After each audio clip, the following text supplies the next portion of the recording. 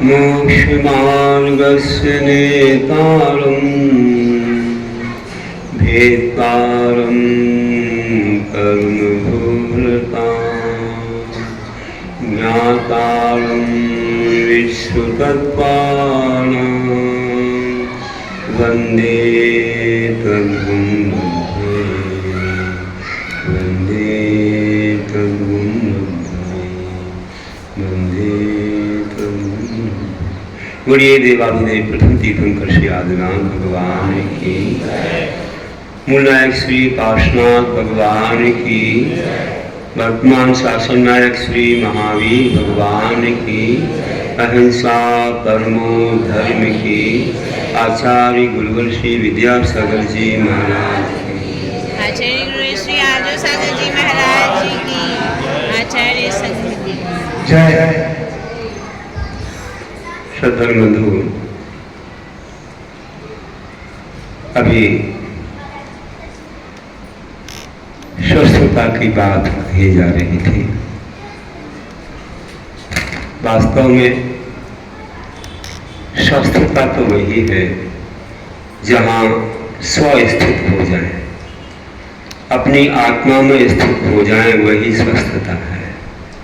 वही हमारे भगवंतों ने, मुनीश्वरों ने पाई है। वे आत्मा में स्वस्थ हो गए। लेकिन शरीर माध्यम खलु धर्म साधनम, धर्म साधन के बिना कोई स्वस्थ नहीं हो सकता। धर्म का पालन करने के बाद ही भगवान बनते हैं। लेकिन धर्म का पालन जिस शरीर से होता है, वह शरीर धर्म पालन के लिए प्रमुख साधन है, आद्य साधन।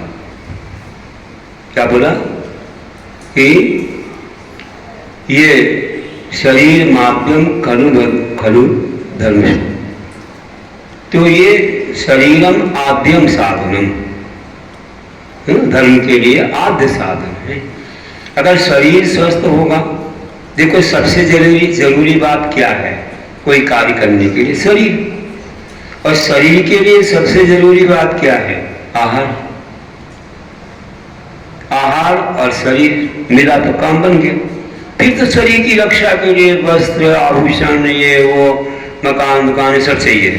लेकिन सबसे प्रमुख तो शरीर में शक्ति है, और शरीर की शक्ति के लिए आहार है। और आहार हमारा ऐसा हो जो हमारे अंदर स्वस्थता का काम करे। आहार ही औषध है। वैसे कहीं औषध बाहर नहीं है। जितनी वनस्पतियां दिख रही हैं सभी में औषध है।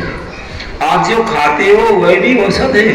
अगर मात्रा से आहार किया जाए तो वह औषधि का काम करता है, और मात्रा से अधिक किया जाए तो अजीर्णे भोजनम विषम, अजीर्ण भोजन विष हो जाता है। जैसे अभी कहा जा रहा था, डॉक्टर स्वरूप बता रहे थे, तो आयुर्वेदिक का अच्छा ज्ञान है इन लोगों को। कह रहे थे कौन से मौसम में हमें क्या खाना चाहिए, क्या नहीं खाना चाहिए, कैसे मौसम बदलता है, हमें आहार को बदलना चाहिए, पत्ता पत्ता का ध्यान रखना चाहिए।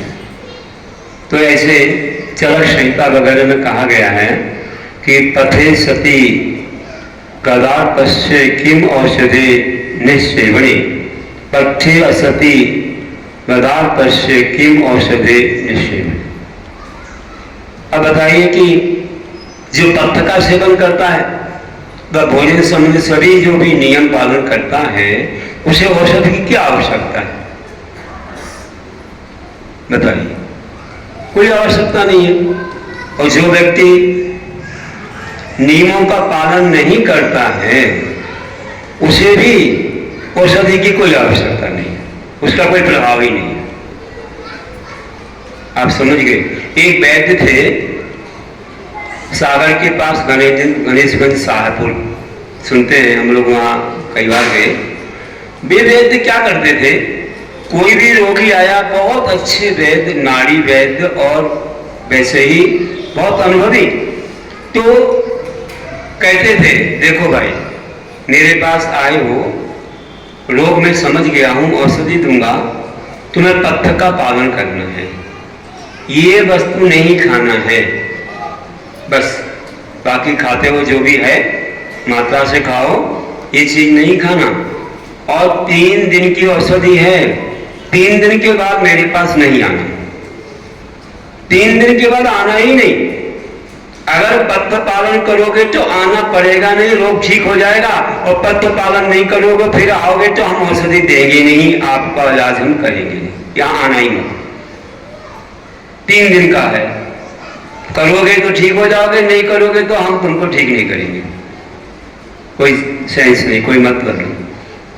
कहने का अर्थ है कि हमें ध्यान देना चाहिए पत्ता पर। ना कुछ होता रहता है तो गुरु से और अपने साधर्मियों से और कुछ समाज में रहने से बहुत सारी चीज़ें अनुभव में आ जाती हैं।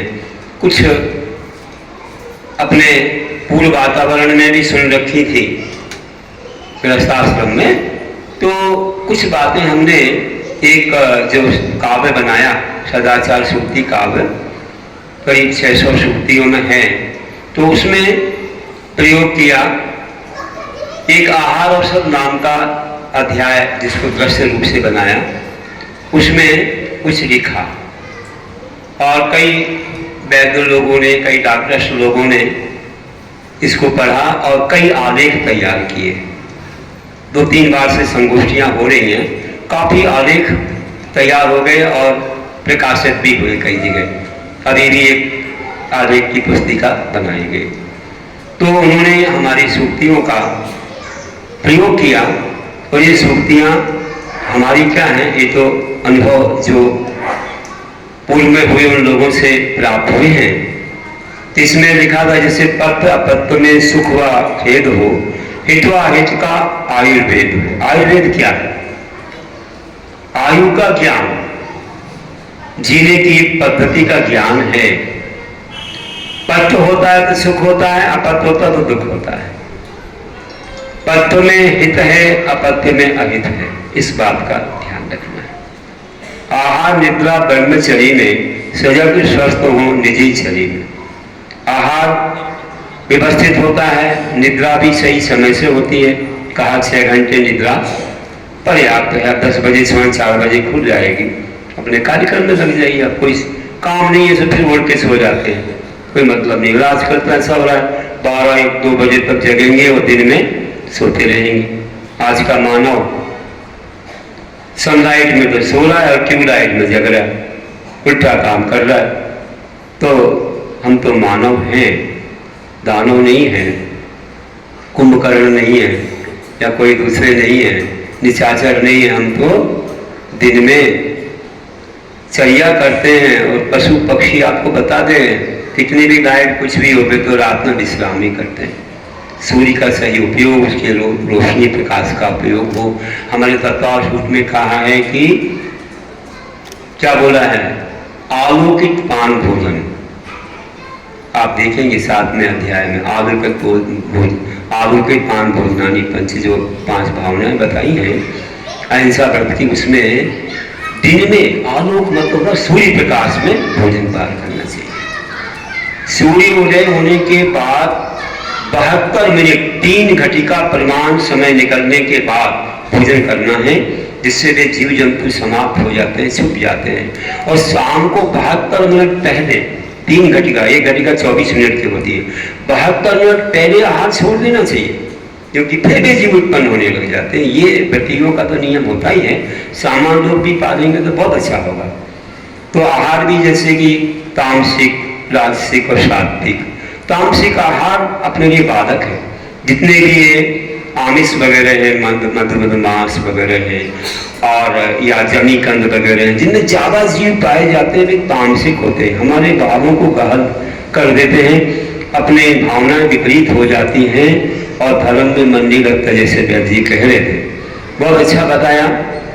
साथ ही उत्तेजना लाने वाले आहार हैं, ज्यादा चटक बटक वाले, ज्यादा मिर्च वाले आहार हैं, गुस्सा भी लाते हैं, इन आहारों से दूर रहे। मादकता लाते हैं, जो भी नशे वगैरह वाली चीजें हैं, तो ये सब इनसे दूर रहना चाहिए।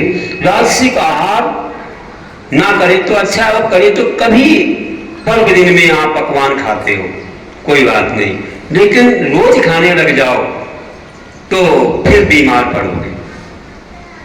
पड़ोगे, शरीर को तुम्हारा साथ नहीं देगा और कई बीमारियों के कारण बन जाते। कई लोग तले आहार, रोज पकवान वगैरह खाते हैं तो फिर डॉक्टर को पकड़ लेते हैं, फिर तो फैमिली डॉक्टर बनाना पड़ता है और फिर कुछ दिन बाद फैमिली नहीं डॉक्टर बनाना पड़ेगा। डॉक्टर साहब को तो अच्छा था, उनकी तिजोरी भरती है, लेकिन अभी एक डॉक्टर कह रहे थे भले हमको घाटा होगा। अरे सही डॉक्टर तो वे ही हैं जो ये कहते हैं, क्या कहते हैं कि मेरे यहाँ कोई ना आए, सब स्वस्थ हो जाए, सब स्वस्थ हो जाए, मेरे पुण्य से मेरा सब चलेगा, बहुत सारे मार्ग मिल जाएंगे। फिर भी कुछ करने की वजह ना स्वस्थ होंगे तो आएंगे ही, लेकिन सही डॉक्टर वही जो कहता कोई ना आए, सुखी रहे सब जीव जगत के, कोई कभी ना घबरा। सर्वे भवन्तु सुखिनः सर्वे सन्तु निरामया सर्वे भद्राणि पश्यन्तु मा कश्चित् दुःखभाग् भवेत्। सब निरोगी हों, स्वस्थ हों, अच्छे दिखें, कोई किसी को रोग व्याधियां कष्ट ना आए, ऐसी भावना लाने वाला महान है। जैसे कि राम ने कहा था हनुमान से, हनुमान जी ने जब सीता को लाने में कितना सहयोग किया और जब सीता जी आ गई तो हनुमान जाने लगे तो कहा कि हे राम अब कुछ तो उपदेश दीजिए, अंत में मैं जा रहा हूं अपने देश प्रदेश। तो उनने कहा हे हनुमान, जो उपकार तुमने मेरे ऊपर किया है वैसा मुझे तुम्हारे ऊपर ना करना पड़े बस। क्या मतलब कि मेरे घर का एक सदस्य गुम गया और तुमने लाने में इतनी ज्यादा मेहनत की और सहायता की। हम नहीं चाहते, प्रभु से ही प्रार्थना करते हैं, हम नहीं चाहते कि आपके घर का कोई सदस्य कहीं चला जाए और मुझे उसको ला करके दे, मतलब सहायता करना पड़े और कुछ मेहनत करना पड़े। तो ये मैं नहीं चाहता हूँ तुम्हारे जीवन में कभी ऐसे वक्त, ऐसे कोई भी अवसर नहीं आना चाहिए, यही भावना करता हूँ। तो बंधु, सही डॉक्टर तो वे ही हैं जो कहते हैं कि सब स्वस्थ हो जाएं बस। ऐसे महान भावना होनी, जैसे अपन लोग बोलते हैं कि भव्य वही होता है, तीर्थंकर बनने वाला भी वही होता, लोक कल्याण की भावना लाने वाला जो कहता है कि सबको मोक्ष हो जाए, हमारे पहले सब मोक्ष चले जाए। अब ऐसा कहने वाला पीछे रहेगा क्या? वो तो बहुत आगे जाएगा। लेकिन भावना में दरिद्रता नहीं करनी चाहिए।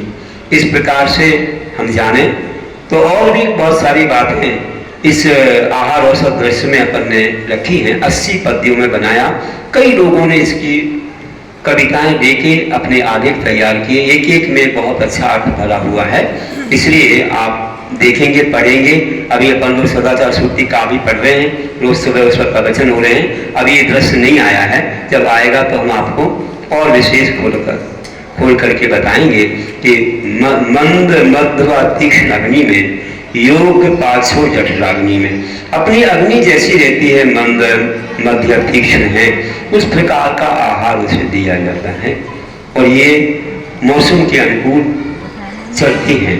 कहते हैं कि पित्त जो है, पित्त बरसात के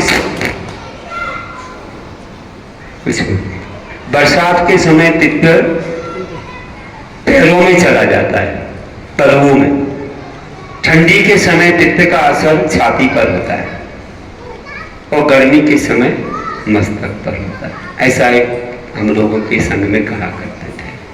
इसमें तो नहीं लिखा मैंने, लेकिन बता देते हैं।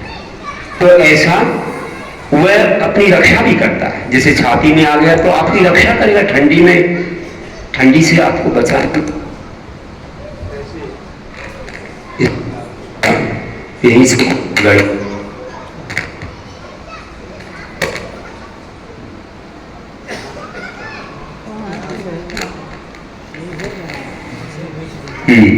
तो ये हो रहा है जीवन में। हम देखते हैं इसका प्रभाव अपने खान पान का बहुत प्रभाव होता है। किस अवस्था में क्या खिलाया जाता है, वृद्ध जवावा बाल अवस्था प्रकृति देख ही दवा व्यवस्था। देखो अभी एलोपैथी डॉक्टर बता रहे थे कि दवाइयाँ बहुत असरदार होती हैं और वे जीवन को बचाती हैं और कई बार मैं अपने मन से कहूँ कि जीवन का अंत भी कर देती है। अगर मानो एक एलोपैथी दवाई में आप देखते हैं कितने पावर वाली है।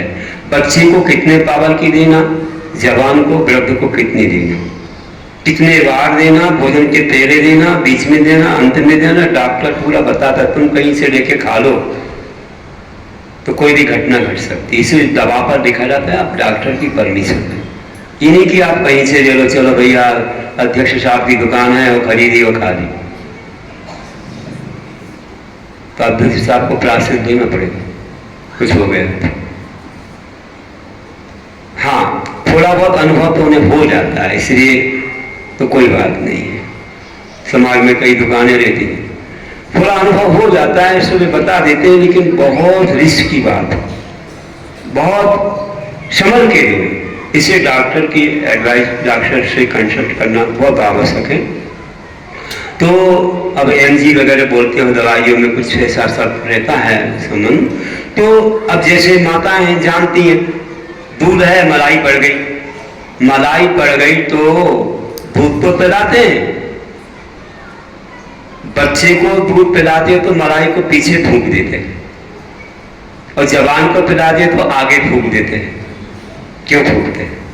कि बच्चा मलाई को नहीं पचा पाएगा, इसलिए पीछे कर देते हैं, और जवान पचा लेगा उसको आगे कर देते हैं। तो इनको मालूम है कि प्रकृति कैसी है, किसको क्या खिलाना है, कितनी मात्रा में खिलाना है, नहीं तो फिर हो गया काम।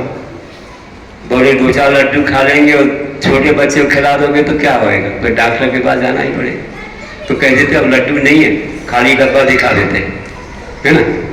और बाद में जब फिर निकाल के देते हो तो कहते तुम तो कहते खाली हो गया, अब फिर कहाँ से आ गया? अरे बेटा आ गया, कोई बात नहीं, तुम जानते नहीं हो, बड़े हो जाओ फिर बताएं। कहने का कि सब समझते हैं, लेकिन थोड़ा सा और सावधान रहने की आवश्यकता है। लोग बच्चों को लेके तो आते हैं, लेकिन सिखाते नहीं कि तुम्हें उधम नहीं करना, पास में बैठना है, या घर छोड़ के आया करो, या तो उनको लाओ तो संभाला भी करो। देखो ये जो है ना शोरगुल करते हैं, बाधा होती है। तो बोल रहा हूं कि ऐसा अपन को ध्यान रखना है कि शाकाहारी शुद्ध विचार जीते जग में देव प्रकार। एक कारिका बनाई, ये सूक्तियां हैं कि शाकाहारी होंगे तो शुद्ध विचार आएंगे, जैसा खावे अन्न वैसा होवे मन, जैसा पीवे पानी वैसे होवे मन। तो शाकाहारी शुद्ध विचार जीते जग में देव प्रकार, ऐसे जीते जैसे देवता जीते हैं, कोई बीमारी नहीं आती, स्वस्थ रहते हैं।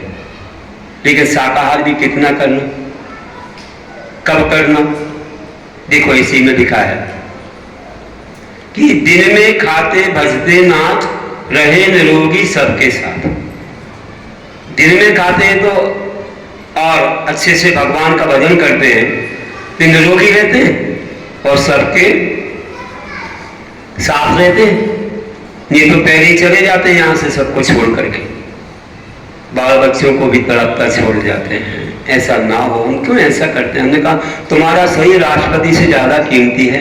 राष्ट्रपति को 5 वर्ष का राष्ट्रपति मिला है, पद मिला है वाली बोलिया, और आपको जैन कुल मिला है, उनको नहीं मिला। आपको अहिंसा धर्म मिला है, उनको नहीं मिला। बताइए, इतना अच्छा आपको ये मिला है, जो जीवन इतना महान है, इससे आप नियम संयम त्याग तपस्या करके भगवान बन सकते हो। वही चीज अच्छों को नहीं मिल पाती है, इसलिए हम लोग इसका करें। मैंने तो अभी एक पेज का ही थोड़ा सा कुछ बताया, और बहुत बड़ा वर्णन, इसको अपन आराम से सुनेंगे। अभी तो अपना वक्त हो गया, आज तो 8:30 बजे कार्यक्रम था, लेकिन बहुत देर हुई, 1 घंटा लेट हो गया। तो मैं इसको अच्छे से समझाऊंगा। आप सुबह आ ही रहे हैं, लोग सुन ही रहे हैं, तो जैसा वक्त रहा मैं बताऊंगा। तो अपन को ध्यान रखना है। एक और कारिका कह दूं, लगता है पूरी कहते चले जाऊं, ऐसे ही इसमें आपको वर्णन मिल रहा होगा। देख रहा पेज नंबर 51 पर, वही मैं बदला रहा था, 50-51 पर पढ़ रहा था। आपको पुस्तक दी है और सबको देते थे रोज, आज तो यहाँ लाए नहीं है, और अभी वैसा वक्त भी नहीं था। तो ये पढ़ रहा हूं कि भोजन कर जटना पड़ना, थोड़ा मन यह खाली रखना। क्या बोला? कि भोजन कर झटना पड़ना, भोजन करके तुरंत पढ़ने मत बैठो, क्योंकि भोजन करने के बाद अपना शरीर का रक्त जो है वह पाचन तंत्र की ओर प्रभावित होता है और अगर आप पढ़ने लगे तो माइंड की ओर होगा। महात्मा गांधी ने नेहरू जी से एक भिक्षा मांगी थी। क्या आप सोचिए, क्या कहें भिक्षा? हाँ, क्योंकि उनको ब्रेन की बीमारी थी नेहरू जी को। तो महात्मा गांधी ने बोला मुझे एक भिक्षा दो। बोले क्या? आप क्या बोलो भिक्षा? इतने महान है आप? अरे सुनो तो मेरी बात, हाँ तो कह दो पहले। बोले हाँ ठीक, दी। भोजन करने के बाद आप 20 मिनट पढ़ना नहीं, ये भिक्षा चाहिए। भोजन करने के बाद 20 मिनट तक कुछ पढ़ना नहीं, क्योंकि पढ़ने में दिमाग लगाना पड़ता है, फिर यहाँ रक्त संचार होता है, फिर वहाँ नहीं होगा। तो रक्त का संचार अगर अपने पेट के ओर होगा तो उसको सिस्टमेटिक बना देगा आहार जो तुमने किया है। कितनी अच्छी अच्छी बातें हमें मिल जाती हैं। तो महात्मा गांधी को उन्होंने कहा ठीक बिल्कुल, क्योंकि आप जानिए आपको वैसी आवश्यकता है तो आप 20 मिनट नहीं पढ़ना, आप आराम से बैठिए या थोड़ा विश्राम करिए। कितनी अच्छी बात करी थी। ऐसी चीजें विश्व मिल जाती हैं।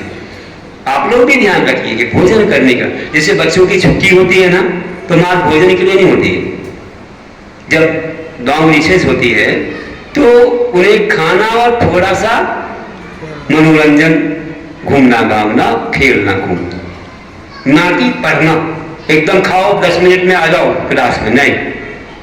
करीब आधा पौन घंटे की इनकी लॉन्ग रिसेस होती है, जिससे कि भोजन भी कर ले और थोड़ा उनका ये भी हो जाए, एकदम पढ़े ना। आया समझ में ये सब क्यों रखा है? ये सब बहुत जानकार लोगों ने सोच समझ के रखा है, इसलिए। और एक कार्य का हमारा तो मन लग जाए तो फिर घड़ी तरफ ध्यान ही नहीं जाता है।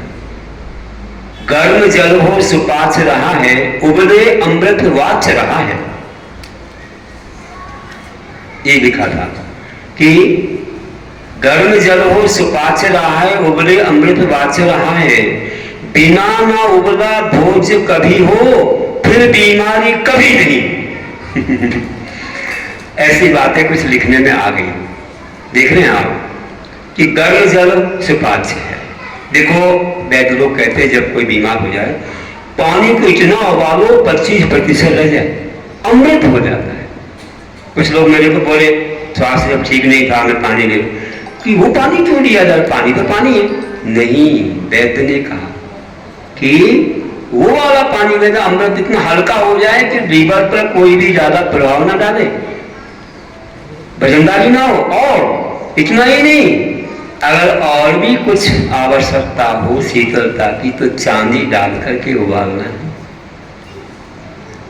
जिससे उसमें शीतलता, चांदी शीतल होती है और स्वर्ण गर्म होता है। और जब ऐसे वक्त पर कोई बुखार वगैरह आता है और शरीर में कुछ शक्ति चाहिए तो स्वर्ण डाल करके पानी को उबाला जाता है। हमारे गुरु महाराज जी का स्वास्थ्य ठीक है तो फगुन जी में तो स्वर्ण डाल के पानी को एक करके दिया जाता था। वो वैद्य लोग बताते कितनी देर कैसा क्या करना है। इसके बारे में प्रैक्टिकली मुझे महाराष्ट्र में जब मैं 91 में बिहार कर रहा था तो जालना में पहुंचा, वहां पर एक वैद्य आए, बोले हम विदेश गए थे, एक जगह गैस कांड हो गया था, तो गैस कांड में बहुत लोग अपंग हो गए थे। तो मुझे भी याद किया, मैं पहुंचा, मैंने कितने लोगों की अपंगता को दूर कर दिया। मैंने उनको प्रयोग कराया स्वर्ण जल पिलाने का। मैंने स्वर्ण उबाल करके उनको जल पिलाया, उनकी अपंगता दूर हो गई। गजब की बात। इतने अनुभवी थे, विदेश जाके आए थे जहां पर गैस कांड हुआ। मुझे आज तक ध्यान आती है वो बात कि कितना ज्ञान होता है, कितनी औषधियां हैं सब चीजों में। आप तो इनको आभरण बना के पहनते हो, इससे क्या लाभ हो रहा है? अरे उसमें तो औषधि है, औषधि। ज्ञान हो जाए तो तुम क्या से क्या करो। एक एक चीज किसने बताया? अरे ये जो देखो ये जंगल में लगा है ना, क्या लगा? सीताफल का पेड़। अरे सीताफल खाने तो मीठा लगता है ना, अगर शुगर बढ़ रही हो, ज्यादा सीताफल खाओ तो शुगर बढ़ा भी दे, लेकिन इसका पत्ता वो काम करता है, इसके पत्ते का पानी तो शुगर की बीमारी दूर हो जाती है। अरे वाह, किसी किसी बात है। अब बताइए, अरे ये दही लगी है, ये अमरूद लगा है, इसके पत्ते को खाओगे, ये इसका कुल्ला करोगे तो बोले तुम्हारे दांत मजबूती को पाएंगे। अरे है दवाई है, अब उनके लिए मालूम है। ऐसी ही कुछ औषधियां लगी रहती हैं। अरूसा का पत्ता लगा है, देखो ये खांसी में कितना लाभदायक, यही लगे हैं बाजू में। अभी जाते हैं जंगल, कितने लगे हैं मंडी के पास। हाँ, ये पत्ता खाओ, इसका काढ़ा पियो, खांसी ठीक हो जाती है।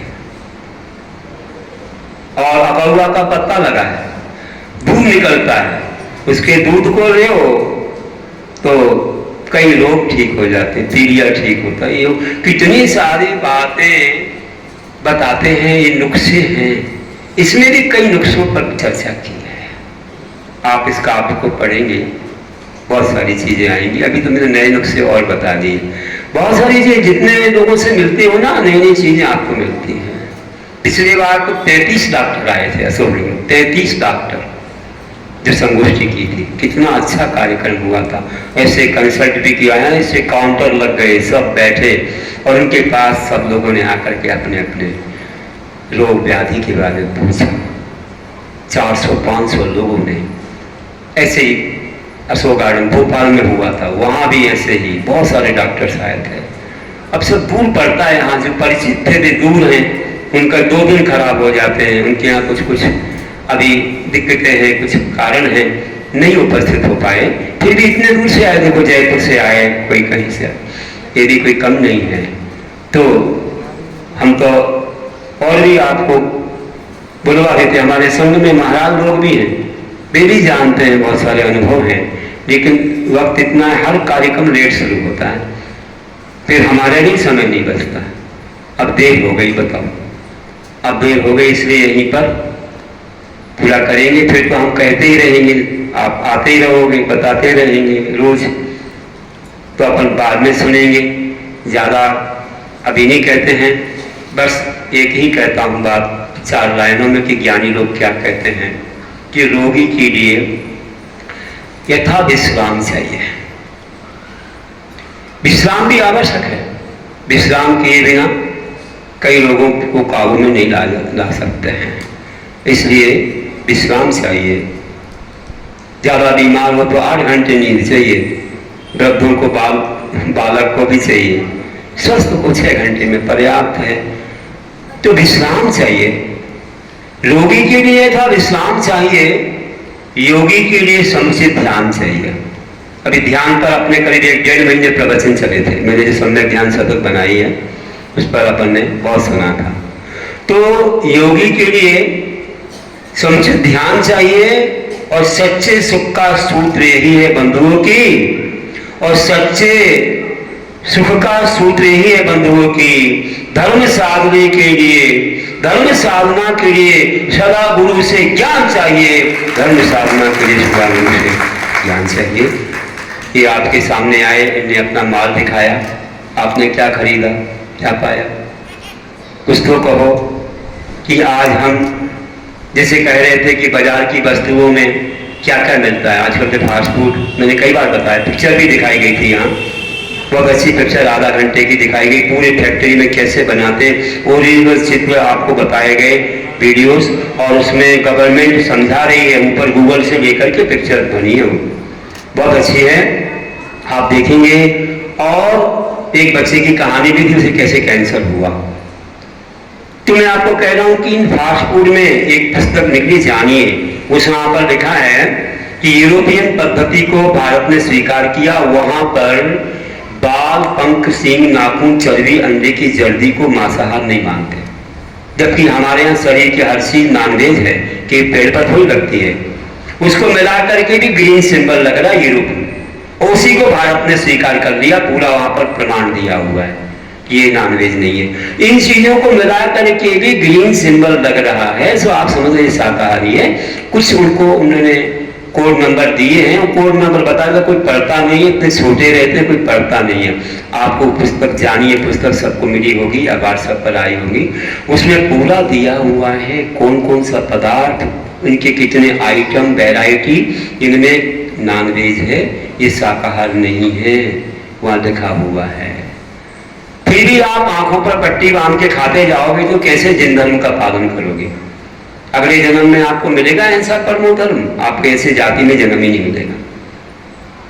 तो आज ही हम संकल्पित हों, इन लोगों को भी संतुष्टि होगी कि जिस चीज में नॉनवेज होगा, अगर हमें मालूम पड़ेगा, हम कोशिश भी करेंगे जानने की। ऐसा आप लोग सोचिए, अनजान की बात अलग है कि अगर आपको जानकारी मिल गई तो उस चीज का सेवन नहीं करेंगे। एक बात और याद आई, उबले पानी की बात में कह रहा था कि आनंद में था सन 92 में, मैं गुलबर्गा जिला आनंद में मेरे प्रवचन चल रहे थे और वहाँ के सांसद भी आए, उन्होंने एक प्रवचन रामलीला मैदान पर भी कराया और संतों को भी बुलाया था। वहाँ पर एक डॉक्टर थे, उनके घर पर जब आहार हुआ मेरा, गांधी लगाते थे, गुजराती थे, गुजरात में गांधी भी लगाते हैं जैनों को, मेहता गांधी साहब। तो उनके घर पर आहार हुआ तो उन्होंने कहा, महाराज जी आप गर्म पानी लेते हैं, मुझे खुशी है, मैं भी गर्म पानी लेता हूँ, आप क्यों लेते हो? आप पटनाधारी हो क्या? वैसे तो कोई भी लेना चाहिए, अच्छा है सबको।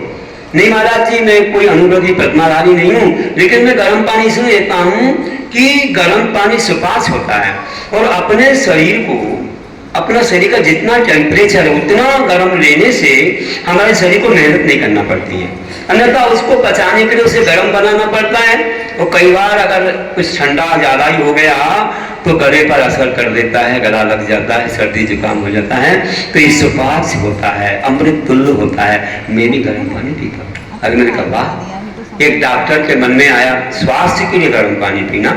हमने कहा और भी एक लाभ है, आपको अहिंसा का भी लाभ है, इसलिए ध्यान रखना हम लोगों को ऐसा जलपान वगैरह ग्रहण करना चाहिए। चलो जो भी है, सब लोग पका ही सब चीज खाते हैं, करते हैं, और गर्म पानी भी अगर थोड़ा लेना प्रारंभ करो तो और आपको स्वास्थ्य का अच्छा लाभ होगा। लेकिन उतना नियम तो हम नहीं दे रहे हैं आपको, आप छना पानी तो वैसे ही पीते हैं, एक बूंद पानी में 36,450 जी सामान और इलेक्ट्रॉनिक से 5 लाख और जीव असंख्या जीव बताए, तो आप सब लोग छन्ने से छान के पानी पीते हो और जीवानी को यथास्थान छोड़ते हो, ये अहिंसा है और साथ में स्वस्थता भी मिलती है। बहुत सारा वर्णन अपन बाद में सुनेंगे। इतना कह रहा हूँ आपसे कि आज एक संकल्प करो, पहले भी कराया है और आज भी करो, इन सबके लिए विश्वास है कि जिस चीज में नॉनवेज होगा हमें मालूम पड़ेगा उस चीज का सेवन हम नहीं करेंगे। तो इस जीवन में तो धर्म है, अगले जीवन में भी हमको अहिंसा परमो धर्म की प्राप्ति होगी। उठा दो हाथ, मैं आशीर्वाद दे रहा हूँ। एक